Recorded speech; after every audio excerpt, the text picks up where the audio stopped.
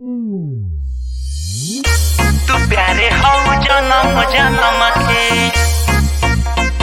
जन्म जन्म के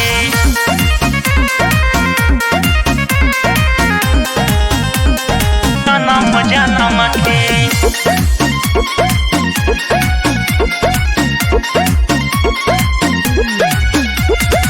तोहरा में बसेला परान हो, तू हमार जान हम तुहार हो। अच्छा हम जान हम तुहार हो। तोहरे में बसेला परान हो, तू हमार जान हम तुहार हो। ओहो तोहार धइले बानी हाथ, कबो छोड़ब नहीं साथ। साचे कहता निखा के कसम के तू प्यारे हो जन्म जन्म के। सही में ई जोड़ी बनल जन्म जन्म के।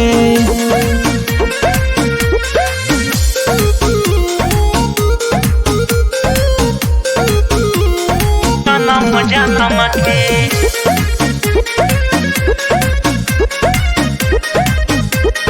जन्म जन्म के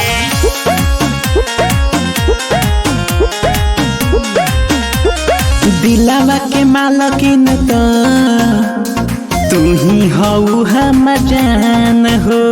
ऐसन का वादा हमारे बाटे कबो नहीं घटी, तोहर जाने मान हो। बाटे तोहरा से वादा प्यारे सबका से ज्यादा, खाली कहरबे अपना सनम के तू प्यारे हो जन्म जन्म के। चल झूठा तू प्यारे हो जन्म जन्म के।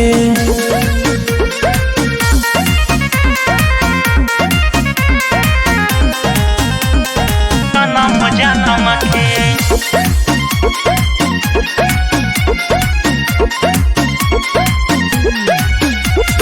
जनों से सुनर तू मिलल बाऊ हमर धन हो। ई तो सच्चाई बा। हमनी के जोड़ी देखी के तो जरेला सब दुश्मन हो। ना गोलू कौशल के हाथ धल मंगल बावन साथ, जोड़ी तोड़ी नहीं कोई बचपन के सनम के।